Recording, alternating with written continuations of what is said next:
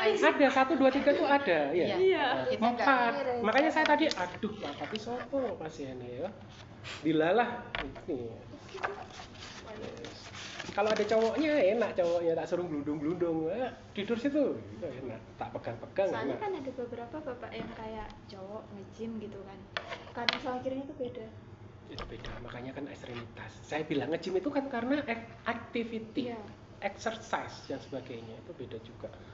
Dan kita tidak melihat besar atau tidaknya, kita hanya membandingkan kanan dan kiri.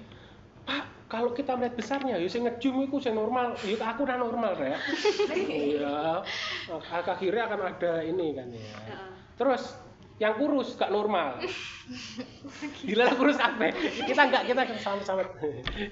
Kamu ingin dikatakan kurus enggak? Kita anu normal. Wes ra iki. Ternyata lama ya. Tak kira pemeriksaan saya itu sebentar, tadi itu sampai 1 jam lebih. Mungkin bapak 1 jam setengah. Iya, seharusnya 1:40 ya. Iya, sebentar. Iya. Enggak, karena saya rasa pemeriksaan saya itu paling mudah gitu loh. Wes, lanjut ya. Itu tadi mengukur otot. Wes tahu caranya? Ya, pakai mid. Keterangannya nanti bisa dilihat sendiri ya, altropi, pengecilan dan sebagainya. Biasanya kalau pasien stroke, stroke-nya bagian mana? Sinestra kanan apa kiri? Sinestra.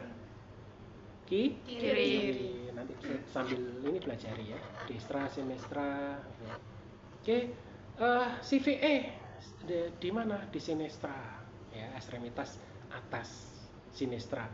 Berarti tangan bagian kiri. Ya. Oh, yang stroke kemungkinan pasti akan lebih ke kecil karena jarang bergerak. Oke, wes. Bapak Tuh. kameranya hidup. Iya. Kamera HP. Bapak mulai tadi nyekrek. Mbok HP-ku ki wis elek lancang pisan ya. Mohon maaf loh, bukan sengaja untuk memotret kalian loh ya. Iya, tak cekrek. Enggak bapak, tapi cekreknya kan jenengan sendiri. Ke baju. Ya, aman berarti ya. Terus kondi mau kamera. Terus pemeriksaan otot tendon untuk kontraktur atau pemendekan. Jadi pasiennya disuruh jalan, ibu bisa jalan ke depan, baik, jalan ke belakang. Biasanya kalau ada pemendekan terlihat seperti apa? Pincang tahu? Iya. Cekluk. Ya. Kanan sama kiri beda ya, Pak? Iya, karena kalau sama ya pasti gak pincang. Takonmu lu tak ketak pisan lu, gare mau bingung ae lho. Ya, itu tadi untuk nomor 2. Nomor 2 cara meriksanya gimana? Pasiennya disuruh jalan. Oke, jalan mendekati. Oke. Pak, kalau pasiennya nggak bisa jalan ya nggak usah dipaksa. Tapi saya pengen tahu, Pak. Ada pemendekan nggak? Pakai apa? Diukur. Pinter. Iya, ya tinggal diukur. Ngukurnya tekan di? Dari sini. Iya, pangkal. Ya. Nih, Semisal bengkok. Sampai sini. Semisal bengkok. Ininya. Sama. Ya dilurusin ya, jangan di. Wes rek, aja takon aneh-aneh ya. Takonnya dimodifikasi loh. Nah kalau bengkok. Siapa tahu kasusnya muncul. Oh Bapak. gitu ya. Ya, pinter-pinter. Nah, boleh ya. Tapi untuk mengetahui panjang pendeknya tentunya ya disuruh lurus terus diukur. Yes. Tapi nanti untuk kalian OC ini temannya disuruh jalan ya. Jadi hafalkan ini nomor 1. Permisi ya Pak. Saya ini pemeriksaan ukuran otot. Oke, menentukan midline. Permisi Pak. Oke, kanan dan kiri sama. Yes. Kedua, untuk mengetahui otot ya atau tendon untuk kontraktur, ada yang kontraktur atau tidak. Bapak bisa jalan ke depan, Ibu. Oke. Bisa mundur? Oke, sajane jalan tok wis ketok nggak usah mundur. Ya, oke, untuk mengetahui adanya perbedaan ini biasanya jalannya kurang sempurna. Nggak simetris istilahnya medis itu. Terus yang ketiga, pemeriksaan untuk tremor kui mau ya disuruh. Nah, kenapa sih kayak gini? Orang buyuten itu tahu ya. Aku lek buyuten ya nggak usah dikon ngene wis kowe tok ini ya. 4. Nah, ini teman-teman. Nomor 4 ini nanti yang biasanya agak memerlukan hafalan. Ya, oke, perhatikan. Pemeriksaan sternocleidomastoideus. Pasiennya boleh masih tetap duduk atau berdiri. disuruh noleh. Saya nggak bisa mencontohkan, mohon maaf ya. Saya nggak mungkin megang-megang pipimu dan sebagainya. Tapi nanti harapannya nggak ada inilah. Jadi pasien kayak gini ya, Bapak bisa noleh ke kiri, baik. Pak nanti noleh ke depan, oke. Tapi nanti akan saya kasih tahanan. Mohon maaf Bapak, noleh ke kiri, baik. Silahkan noleh ke depan Pak. Nggak apa-apa noleh mohon. Oke baik. Jadi ada tahanan. Tahanannya kuat, nilainya berapa? Nilainya 5. Kembali lagi ke awal tadi. Kapan 3? Loh Pak, tadi kan gravitasi. Kalau ini gimana? Ya sama saja misalnya. Oh noleh, ya sudah. Pasien sudah bisa noleh. Itu minimal pasti 3 ke atas. Ya, karena 3 ke atas itu pasti mampu melawan gravitasi. Seret. Yes. Cuman kalau Pak silakan noleh ke depan Pak. Ini nilainya berapa? Nggak bisa. Mampu menoleh ke sini, tapi ketika dikasih tahanan nggak bisa menoleh ke depan. Ini berapa? 0. 3. 3. Mampu noleh ke Kanan. Ke kiri cuman nggak bisa ke Tapi depan. nggak bisa. Iya. Kalau gini, Pak noleh gini. 2. Iya. Kalau Pak noleh, Satu. iya. Pak noleh Pak. Enggak. 0. Ah, Iya. Pak noleh. Saya tahan. Oke. Agaknya. Oke. Berapa? Masih ada tahanan dikit. 4. 3 nggak ada, tak?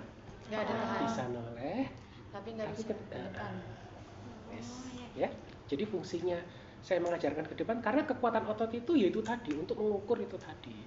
Berapa otot sternocleidomastoid nilainya 3. Oh, otot apalagi nanti ini. Trapezius.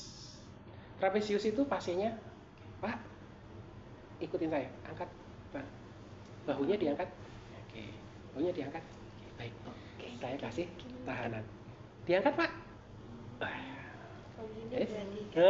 Jadi kita nanti gini. Coba Bil, kamu angkat tangan. Siapa?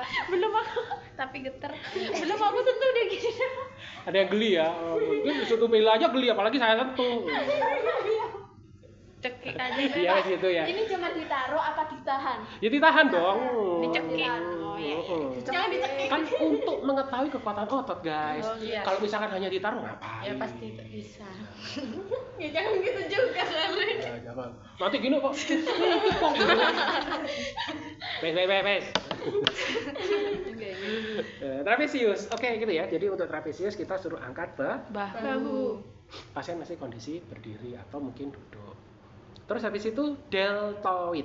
Kalian mengangkat lengan ya dan melawan saat Anda mencoba untuk mendorongnya ke bawah. Jadi misalkan pasien ini mungkin bisa berbaring.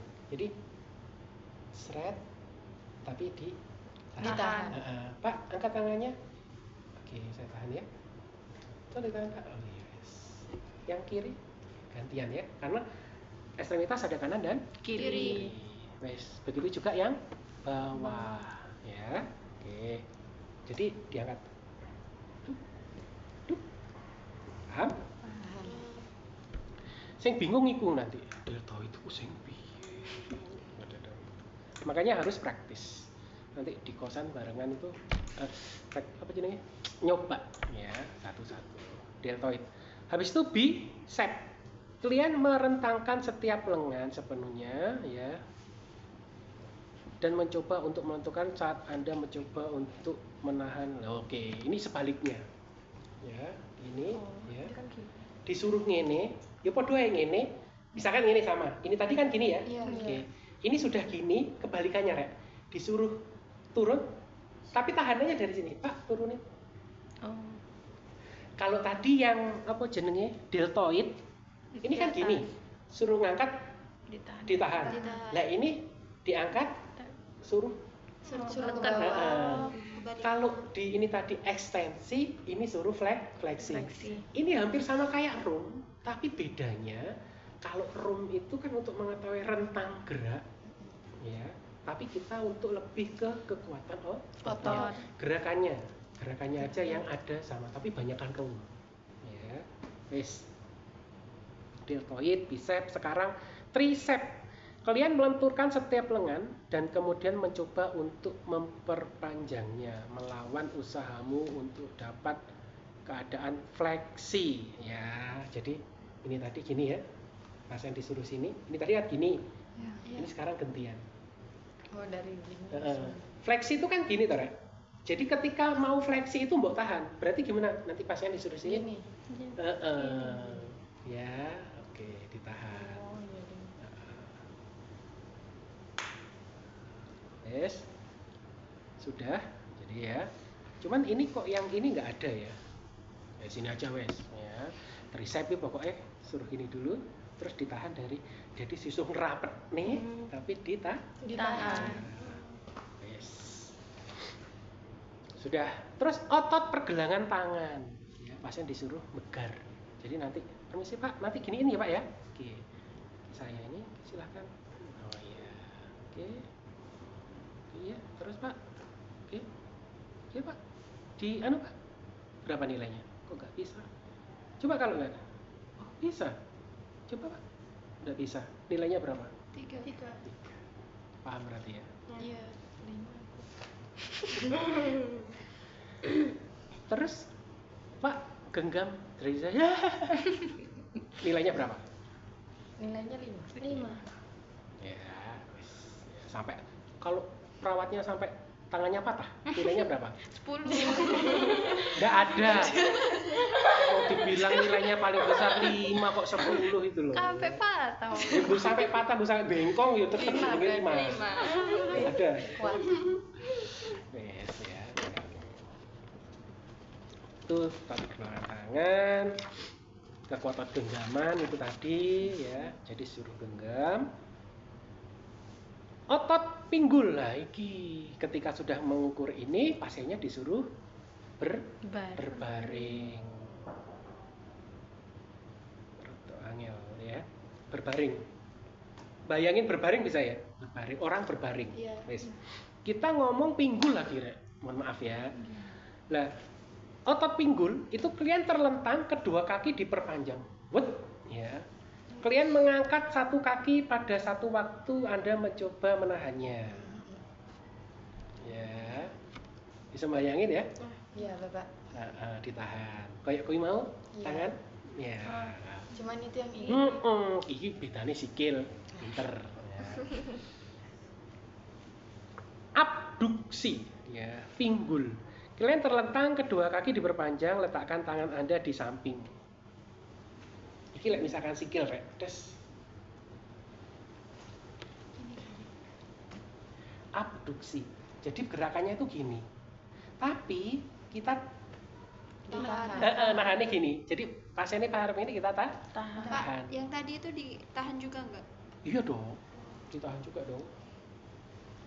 Kalau nggak ditahan, tahan itu untuk mengetahui kekuatan ototnya. Ingat praktikum kita kekuatan Otot. nggak ditahan, nggak dicekel, juga ngerti kekuatan ototnya berapa. Ya tahu sih, cuman nggak tahu ini bisa menahan apa enggak kan? Nah, pasti ketawanya hanya 3 ke bawah.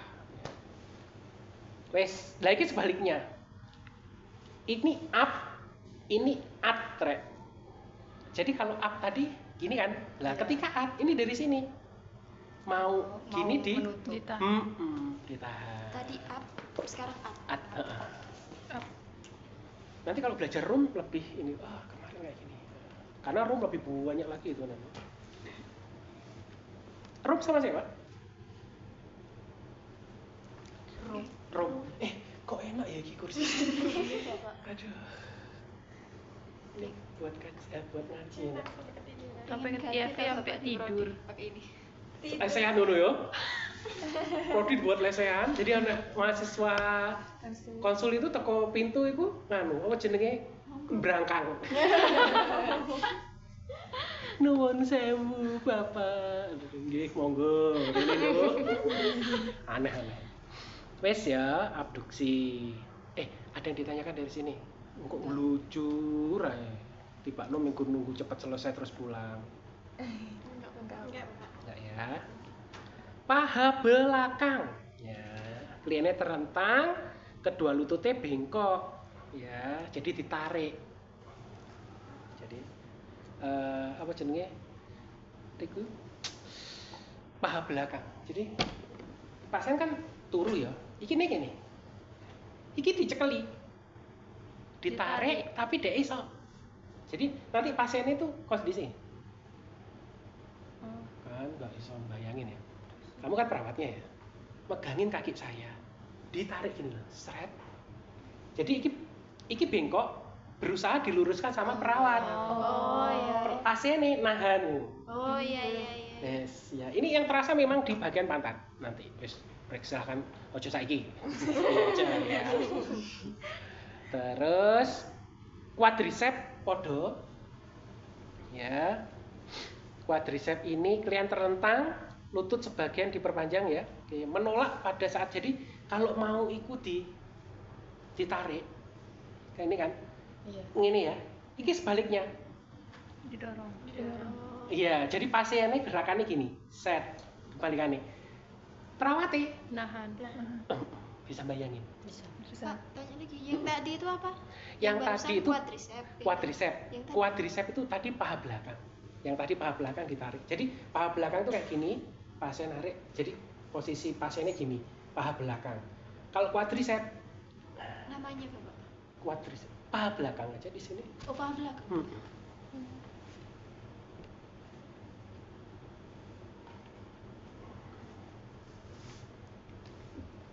Terus otot pergelangan kaki. Klien menolak saat Anda mencoba untuk dorsofleksi ya. Dorsafleksi, dorso itu. Jadi nanti ketika pasiennya pergerakannya gini. Berarti kita Menahan. ini. Pak, gini kan? Jadi Pak, gini kan Pak? Oke, pinter. Oke. Sekarang saya tahan ya Pak, kayak tadi. Loh, gerakin Pak. Loh, salah. Terkadang pasien itu kayak gitu loh, Rek. Iya kalian, pasien nih, podo-podo ujiannya bisa ngerti jelas. Tapi di pasien itu kadang-kadang ada yang ribet. Ini pasien nih. Yang paling mudah biasanya itu adalah contoh. Mohon maaf Pak, permisi, tinggal diginikan aja Pak. Seret. Iya, pintar ya. Oke, saya kasih tahanan. Pintar, bagus ternyata kekuatan ototnya. Yes. Dah. Dorso. Iki nanti rope ada sendiri namanya. Iki opo.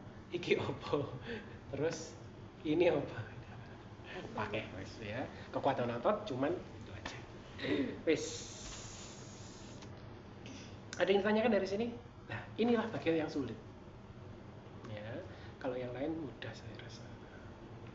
Ini ada di bukunya Bu Novita tadi. Ada, Pak. Ini saya cuma saya print. Wes. Terus nomor 5, inspeksi kerangka untuk strukturnya. Inspeksi itu bisa di depan tadi sebenarnya waktu berdiri ya. Kita lihat, ada enggak fraktur. Biasanya kalau fraktur kan pasien selain kesakitan, pasien pasti akan ada masalah untuk keseimbangan. Berdiri itu susah ya dan sebagainya. Simetris dan sebagainya. Kita lihat inspeksi kerangka dan struktur. Atau mungkin ada hematom. Karena kok ada benjolan ya di bagian ini. Kenapa? Oh ternyata ada kanker, oh ternyata ada apa dan sebagainya. Kita lihat. Kalau proporsional ya sudah simetris. Ya. Palpasi tulang untuk menemukan area edema atau nyeri tekan. Yaitu tadi ya. Tahu ada nyeri tekan harus dipalpasi. Kalau palpasi meraba, juga ngerti ada nyeri tekan apa enggak. Ya harus di tekan. Ini ya ada nyeri tekan atau tidak. Kretek itu namanya krepitasi. Berarti ada apa? Kretek. Yung. Ada apa? Iya, ternyata tadi nggak terlihat tuh. Sekarang setelah ketika diinfeksi nggak terlihat. Tapi ketika dipalpasi, kretek dan pasien mengeluh nyeri hebat. Krepitasi itu adalah tanda dari adanya fraktur atau patah tulang. Krepitasi itu suara kretek yang disebabkan karena ada gesekan dari tulang dengan tulang.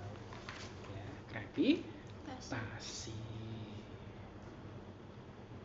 Ini ya, jadi palpasi fungsinya untuk mengetahui itu. Atau mungkin ada udem.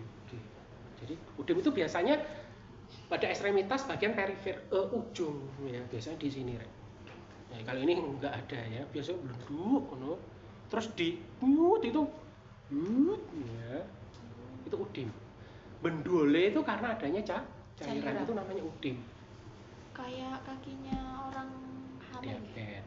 Orang hamil nggak semuanya, tapi kebanyakan memang ibu hamil itu ya bendu ya itu karena tekanan si bayi nekan pernah nanti itu luar biasa. Ibu hamil itu Anda kalau tahu anatomi anatomi apa namanya apa ya, minimal anatomi, kok bingung saya ya, itu luar biasa banget ya, sampai yang seharus dia bayi itu bisa menekan ke seluruh arah. Jadi yang ada di abdomen ini weteng ya, ada yang di perut itu ada macam-macam, ada hati, ada gastrus, ada ini dan sebagainya tertekan, dan salah satunya adalah pembuluh darah. Dia karena tertekan itu kan sehingga akan nggak lancar, makanya udem itu tadi. Tapi kok muat gitu, kok pusing-pusing mikirin tuh ya. Terkadang saya itu lihat kayak gitu tuh saya bisa ngeh itu malah dari itu Instagram. Biasa saya di Instagram ini ada kan Instagram medis yang menggambarkan bagaimana sih perut ibu ketika seorang wanita itu hamil gitu, sampai ini ditekan-tekan tuh luar biasa banget. Dan yang luar biasa lagi itu apa? Ketika mau melahirkan, nanti ada akan diajarkan pembukaan 1, 2, 3 itu luar biasa ya. Berbanggalah menjadi seorang wanita. Makanya ini nanti ya jadi pusat ramu nanti saya ya. Luar biasa ya. Terkadang kita pelajaran kita itu jurusanmu itu seharusnya mendekatkan kalian lebih baik ke agama ya, karena real banget ini ya. Oke, palpasi tulang wes ya untuk menekan edema. Edema itu ada skalanya 1 sampai 4. Ya, oke, 1 sampai 4. Lah, skalanya ini berdasarkan dalamnya jenggolan. Seret gitu ya. Lu kan dalamnya berarti ya tergantung kita nekannya kan, Pak? Enggak. Tergantung juga dari ininya. Kita misalkan nekannya bonceng nih. Kalau saya normal ya balik lagi. Tapi itu kalau sudah memang ada edemanya, misalnya skala 4 itu lebih dari 2 cm, itu jeglok di kini kan aja udah jeglok. Dan kembalinya pasti lama. Udah, saya sudah mulai sesek. Berarti apa itu istilah? Riak itu apa? Itu sudah mulai ini. Karena saya batuk. Dan sekarang lagi produktifnya itu apa namanya? Sampai bingung Pak Anam mau menerjemahkan. Iya. Kalau istilahnya ini lebih mudah mungkin ya. Jadi itu tadi apa istilahnya itu? Dahak. Dahak. Ya, ngomong dahak aja kok susah. Berarti saya udah mulai ngomong sudah kempis. Wes itu ya teman-teman. Jadi untuk pertama infeksi dilihat kerangkanya, terus habis itu kita palpasi untuk mengetahui ada edema atau nyeri tekan atau mungkin adanya patah tulang ya, taunya dari palpasi. Bagaimana dengan perkusi? Kita nggak pakai perkusi di sini. Bagaimana dengan auskultasi? Nggak usah ya. Harus di auskultasi apa? Infeksi sendi biasanya ada pembengkakan. Teman-teman kalau pernah tahu orang asam urat mungkin ya. Jadi kelebihan ini asam urat itu di sendinya itu kayak bendol-bendol. Iya. Pernah tahu? Iya. Nanti saya carikan di internet. Sebenarnya tetangga saya ada yang kayak gitu. Cuman saya nggak enak mau gitu. Itu semuanya relate banget. Jadi beliau tuh kasihan saya. Misalkan Dan itu sebenarnya pembedahan minor aja bisa itu, cuman sekarang itu banyak LSM yang dulu nanti siapa itu anak di penjara saya. Kasihan itu sampai besar loh, tahu ya? Iya, putih-putih itu biasanya. Bukan putih-putih juga sih, ya, dia cuman penyuh pada. Pernah masuk di makalah. Oh ya, Iya. oh berarti. Jadi pernah baca. Oh. Jadi Karena itu ya karena kelebihan dari ini apa namanya purin istilahnya. Iya. Dia ada itu enggak decent. Terus infeksi seragam warna. Warna biasanya integumen itu kalau pemeriksaan kalian biasanya ditulis. Udah dipelajarkan dokumentasi keperawatan. tidak. Warna kulit. Oh nanti ada. Warna kulit sawo mateng. Bisa kayak gitu ya. Sebenarnya bukan seperti itu. Jadi interpretasi inspeksi istilahnya itu keseragaman warna kulit itu warna kulitnya kalau Nabila warna kulitnya seperti ini. Loh, kok ono biru-biru di sini? Nah, ini maksudnya kalau ada kelainan itu. Ya. Warna si koyok ngene itu hanya ras. Warna kulit hitam, sawo mateng, putih, kemerahan itu ras. Ya, hanya untuk memperlihatkan ras. Apakah ada masalah? Tidak ada masalah. Warna kulitnya kayak gini ada masalah? Enggak, ini masalah enggak. Ada masalah ketika memang ada warna berbeda. Jadi dari warna kulit keseluruhan, kulitku kayak ini kayak tiba-tiba kok ada kemerahan ya. Nah, kemerahan itu apa namanya tadi? Erythema. Terus kalau biru, kebiruan, biru. Sinusitis. Ada di mana? Lambene biru ya. Ada di bibir. Oh, di bibir. Kalau di pipi, biru. Enggak. Enggak, maksud saya kalau ada di pipi biru. Anu itu Lebam. Lebar, besem. Kenapa? Saya pada nyolek ini aja pipinya Pak. Ya, karena ada perdarahan bawah tuh. Selanjutnya Here, ini gampang sih kalau ini infeksi kerangka warna kulit, tapi ada keterangannya di sini. Ya, umumnya seragam kecuali daerah terkena sinar matahari. Ini contohnya. Pak anak belang, kayak zebra. Nah, ya karena ini Terlindung. Linda dan sebagainya. Oke. Ini contoh. Ada juga yang lupa sininya putih, sini.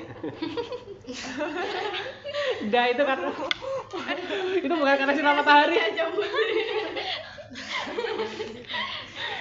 lupa di Instagram itu Pak, sini hitam, ininya putih. Iya, ada juga Pak. Ada emang Pak. Kayak sapi? Ada juga tuh yang kayak segini hitam putih. Oh beda pigmentasi. Iya, Itu pigmentnya. baru pigment itu beda lagi. Kalau itu sudah patofis ya nanti hubungannya sama diagnosa itu nanti ya. Kita ngomong yang inilah, yang normal dan abnormal aja dulu. Inspeksi keseragaman kulit, terus kaji edema jika ada. Edema apa tadi? Pembengkakan. Ya. Lokasinya di mana? Ya, mungkin warnanya, karena kalau edem itu kan karena cairan, ya. Ada juga nanti karena infeksi juga udem. Cuman warnanya biasanya kemerahan dan ada tanda di situ kalau dipalpasi terasanya Nyeri. Nanti ada tanda infeksi itu ada kolor, rubor, dolor, nanti akan diajarkan. Ya. Iya. Nah hubungannya dengan pemeriksaan kita itu nanti sebenarnya. Bentuk dan derajat kulit, oke bla bla bla. Saya nggak tahu. Saya nggak tahu, ini gampang. Oh ini ada gambarnya, skala udem. Itu sudah dikasih keterangan tuh sama teman-teman di sini. Inspeksi palpasi dan deskripsikan lesi kulit. Kalau ada luka, dideskripsikan seperti apa. Kalau perlu dipalpasi, loh kok ada luka ya, kita perlu palpasi. Lah kalau palpasi luka, jangan langsung ditekan di lukanya. Lukanya jangan juga langsung nyek, jangan. Bapak permisi, saya tekan, loro ditekan. Padahal kan palpasi untuk mengetahui nyeri tekan. Lah ini kalau sudah ngomong nyeri berarti nggak perlu ditekan. Salah. Kalau udah ada lesi berarti harus ditekan. Iya Bapak, malah sakit. Cuman kami harus tahu ya kondisi lukanya Bapak. Ada nanahnya enggak? karena nanti kalau ada nanahnya bisa jadi ini sudah infeksi, grade-nya berapa, nanti ada hubungannya dengan pengobatan kami. Pasti sakit Pak, kami kondisikan untuk berkoordinasi dengan Bapak untuk pemeriksaannya. Apakah bersedia? Bilang dari tadi. Monggo silakan. Bentar ya Pak, saya palpasi. Misalkan lesinya di sini, di pinggir dulu. Oke, sakit Bapak dari sini? Mboten. Oke, nah, ditahan ya Pak. Oke, ya saya agak ke lukanya ya Pak. Oke, ini sudah ke lukanya. Oke. Sakit Bapak? Lumayan. Saya tekan lagi. Oke. Metu tuh. Melorot mak lutut. Apa jenenge? Push. Meong tiba-tiba. Enggak ya, push ya. Ada pusnya keluar. Yes. Ya sudah, kalau udah pusnya disuruh ya nggak usah ditekan, tambah tekan lagi. Oh, ditekan kayak gitu ya sudah. Oh, ya sudah cukup Pak seperti itu. Enggak ada ditekan lagi, sampun. Ternyata memang ada pushnya. Itu ada infeksi Bapak. Mungkin nanti akan kami koordinasikan ke medis. Kami akan laporkan, mungkin nanti akan ada pengobatan. Kita kolaborasi pemberian antibiotik. Kayak gitu. Ya, jadi fungsi pemeriksaan itu kayak gitu nanti harapannya, ya. Karena dokter itu gak sampai kayak kalian. Dokter datang, udah gimana pasiennya? Oke, pengobatannya? Yes. Gimana? Oke ya, terusin ya. BPJS Pak. Gitu, kadang-kadang telepon. Ya Mbak, pasiennya siap Dok. Semua yang resepin itu perawat ini dan sebagainya. Ya. Yang tanda tangan? Dokternya, ya udah besok saya tanda tangan. Yang resepin, yang memeriksa perawatnya, yang dapat uangnya siapa? Dokternya. Makanya nanti cerita malah panjang ya. Palpasi suhu tubuh, observasi dan palpasi kelembapan kulit. Ya. Oh iya, kadang-kadang dengan palpasi ini tadi kita bisa mengetahui pas permisi Pak, toilet kok hangat ya? Kita bisa mengetahui suhu tubuh. Apakah sudah bisa menginterpretasikan kalau pasien ini hipertermi? Loh kok hangat ya? Panas? Bisa kita lihat, loh bapaknya panas.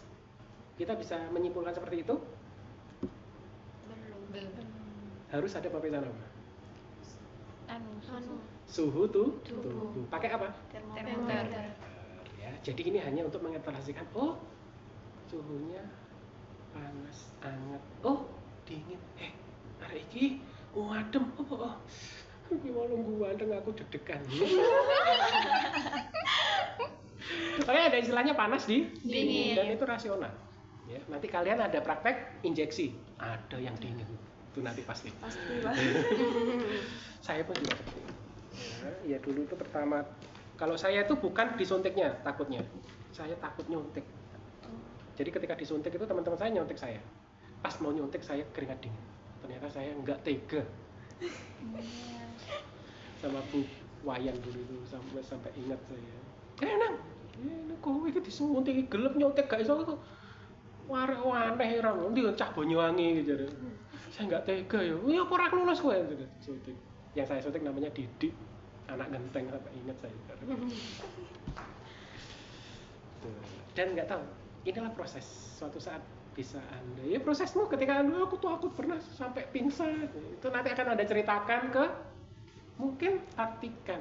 Siapa tahu habis ini lulus jadi PNS semua. Amin. Jadi CI, terus tiba-tiba kok bimbing anak. Nggak apa-apa deh. Saya dulu nggak seperti itu. Dulu seperti itu. Tapi sekarang beda dong. Ya, nggak apa-apa.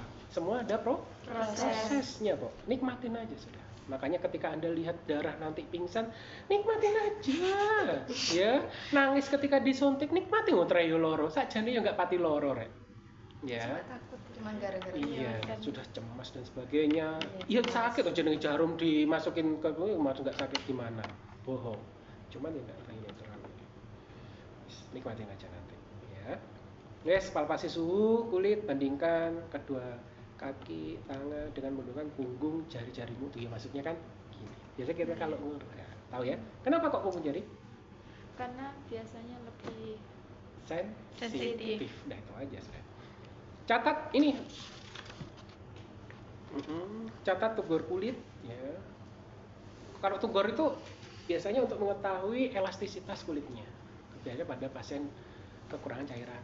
Diare pada anak itu biasanya pada dicubit, pada Nggak bisa dicubit. saya kok kayak ada belek-beleknya gitu loh. Gara direkam sama Nabila. Oh, nah beleknya Pak Anam beleknya awal ini dicubit biasa bayi. Ya itu. Biasanya pakai kembali apa enggak gitu ya? Iya, jadi bukan kembali apa enggaknya sih, ini lebih ke kering. Kulit kalau kering itu ini beda sama mbah-mbahmu loh ya. Kalau mbahmu turgore ya wis gak elastis Iya. blas gitu. Padahal tinggal lucu ya. Dan saya juga dulu itu melakukan hal yang sama mbah saya. Sekarang udah nggak ada beliau. Itu ya. Biasanya untuk bayi pada ini dicubit. Cubitnya bukan ini ya. Dia untuk mengetahui turgor. Ih, dicubit. Jaga tubur kulit ya dengan mengangkat. Astagfirullahaladzim. Wes, next sekarang kuku wes kuku adalah inspeksi ya, dilihat bentuk kukunya ya, bentuknya kuku seperti apa. Biasanya kita lihat kuku itu sudutnya itu 140 atau 130 ya, kuku normal itu lupa saya ya, 160 apa ya, 140 sampai 160. Oh ini ada kuku rentangnya 160 iya sudut itu loh Rek. Ini kan kuku seret. Nah, ini kan ada sudutnya nih. Iya. Nah, ini ya, kayak kita lihat. Lah, ini kalau misalkan nyembung, shoot, otomatis kan sudutnya lebih dari 180 derajat. Ketika dia 180 derajat, kuku ki mesti kelihatan wis aneh wis. Jebubuk karo-karoan itu mesti. Biasanya ada gangguan di sirkulasi, nggak tahu jantungnya atau apanya. Paling bawahnya itu pada pasien dialisis, pasien yang ada di cuci darah itu. Nah, itu kukunya delok engko lek elek-elek kabeh. Pak. Biasanya itu kan di kuku ada putih-putihnya kan? Nah, repet tak bahas. Ini burung mari ya. Itu. Dan juga melihat kuku salah satunya adalah warnanya. Warnanya pink kayak gitu. Ada Pak tanda kuku itu putih. Putih itu biasanya memang jamur.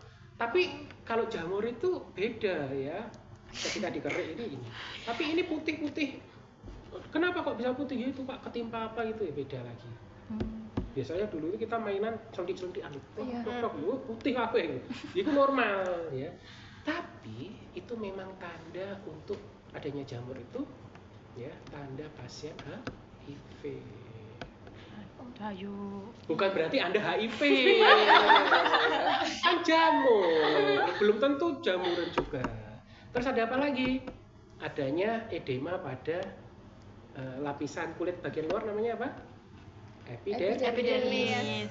Cantangan ya itu istilahnya. Apa cantangan? Cantangan tahu nggak tahu cantangan?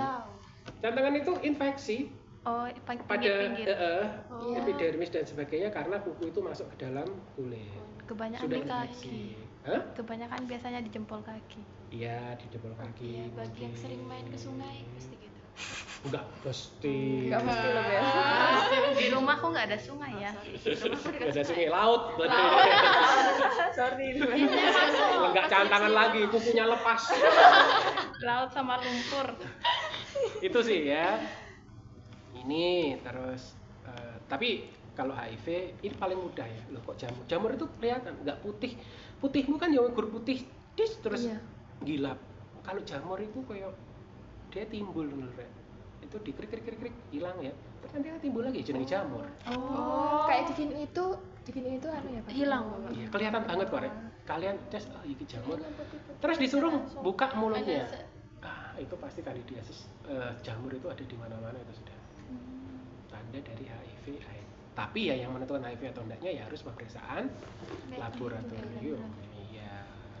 Cuman itu tanda biasanya itu seperti itu. Oke, nanti Anda akan lebih tahu ketika nanti ada nggak ya pato untuk bahasan medis untuk HIV AIDS. Kalau ada itu nanti Anda paham pasti. Oh seperti ini maksudnya. Dan di Google tuh mudah kok. Jamur kuku itu sebenarnya mungkin insya Allah di Google itu nanti akan dimunculkan. Oh seperti itu. Ya kalau hanya ini, saya dulu pernah punya sih, terus hilang sudah. Iya, pernah. Iya pasti hilang. Gimana, Fir? Rumornya gimana Fir? Masih anak-anak kamu? Kamu tadi bilang. Rumornya, rumor. Kata Vira kalau ada itu ada yang suka katanya. Iya dulu kan gitu Pak, kalau ada kecil-kecil. Saya ini ya. Ada yang Mas, ya. benci, ada yang suka. Kalau kedutaan tahu kedutaan. Ya, dia Indosiar omongin. banget. Iya. Saya tanya lo ya, itu fisiologisnya gimana Pak? Atau hubungannya dengan saraf apa nggak usah ya? Kurang ngerti. Oke ya. Terus apa lagi tadi? Pemeriksaan jaringan di sekitar kuku ya itu tadi. Ya, lihat ada infeksi apa enggak. Itu tadi cantangan dan sebagainya itu. Lakukan uji Blens. Ya ini ditekan itu loh. Nah, untuk mengetahui CRT. Kuku jangan lupa pokoknya pas pemeriksaan kuku selain bentuk, warna, pemeriksaan Blens CRT. Capillary retem dipencet ya. Ketika ini kembali lagi. Jadi ini kan putih nih, ketika dilepas akan langsung merah ya. Normalnya ada yang bilang kurang dari 2 detik. Kalau di sini kurang dari 2 detik. Ada juga buku yang mengatakan kurang dari 3 detik. Yes. Tapi kalau normal ini pas cet langsung bet gitu aja. Habis deh. Oh ini yang paling penting juga evaluasi dan dokumentasi. Ini punya nilai banyak ya. Kalian benar semua yang atas tadi, tapi dilalah 2 ini nggak kamu lakukan karena waktunya habis, nggak lulus kalian. Nilainya banyak pokoknya. Nanti ini deh, kalau pas diajar Bu Novita katanya Pak Anang nilainya ini banyak.